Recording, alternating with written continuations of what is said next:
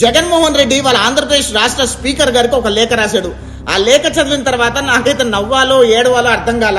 ఎందుకంటే జగన్మోహన్ రెడ్డి 5 సంవత్సరాలు ఆంధ్రప్రదేశ్ రాష్ట్ర ముఖ్యమంత్రిగా పనిచేసి కూడా కనీసం రాజ్యాంగం పట్ల కనీస అవగాహన లేకపోవడం చూస్తుంటే ఎంత సిగ్గుచేటో ఒక్కసారి జగన్మోహన్ రెడ్డికి ఓటేసిన ఓటర్లు, జగన్మోహన్ రెడ్డి అభిమానులు ఒక్కసారి ఆలోచించుకోండి.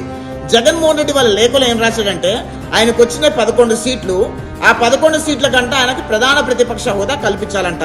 కనీసం కాన్స్టిట్యూషన్ ఆఫ్ ఇండియా రాజ్యాంగం పట్ల కనీస అవగాహన ఉన్నాడు ఎవడైనా చెప్తాడు. ఒక ప్రధాన ప్రతిపక్ష హోదా కావాలి అంటే కనుక అసెంబ్లీ సీట్లలో 10% సీట్లు గెలవాలి, అప్పుడే అసెంబ్లీలో ప్రధాన ప్రతిపక్ష హోదా వస్తుందని చెప్పి చిన్న పిల్లోడిని అడిగినా చెప్తాడు. కానీ జగన్మోహన్ రెడ్డికి వచ్చిన సీట్లు 11. ఆంధ్రప్రదేశ్ రాష్ట్ర ప్రజలందరూ కూడా జగన్మోహన్ రెడ్డి లాంటి నీచమైన రాజకీయ నాయకుడు ఆంధ్రప్రదేశ్ రాష్ట్ర అసెంబ్లీలో ప్రధాన ప్రతిపక్ష హోదా కూడా దక్కకూడదు అని చెప్పి చిత్తుగా ఓడించి 11 స్థానాల్లో కూర్చోబెడితే కనీసం అసెంబ్లీకి వచ్చి ప్రజల సమస్యల పట్ల మాట్లాడే దమ్ము ధైర్యం లేక నంగనా చేశాలేస్తూ ఇప్పుడు స్పీకర్ గారికి ఒక లేఖ రాసి తద్వారా వాళ్ళకి సంబంధించిన పార్టీ నాయకులకి, కార్యకర్తల్ని విష ప్రచారం చేసే ప్రయత్నం చేస్తున్నాడు.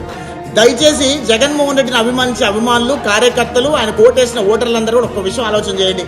రాష్ట్ర వ్యాప్తంగా ఉన్న ప్రజలందరూ కూడా జగన్మోహన్ రెడ్డి పరిపాలన దరిద్రమైన పరిపాలన, అలాంటి పాలకుడు ఇంకోసారి ఆంధ్రప్రదేశ్ రాష్ట్రంలో ఉండకూడదు అని చెప్పి ప్రధాన ప్రతిపక్ష హోదా కూడా తీసేసి 11 స్థానాల్లో కూర్చోబెడితే ఈ రోజు జగన్మోహన్ రెడ్డి అసెంబ్లీకి రాకుండా నంగనా చేశాలేయటం ఎంతవరకు కరెక్టో ఒక్కసారి జగన్మోహన్ రెడ్డి అభిమానులు, జగన్మోహన్ రెడ్డికి ఓటేసి 11 స్థానాలు ఇచ్చిన వాళ్ళందరూ కూడా ఆలోచించుకోమని, ఆత్మవిమర్శనం చేసుకోమని కోరుతున్నా.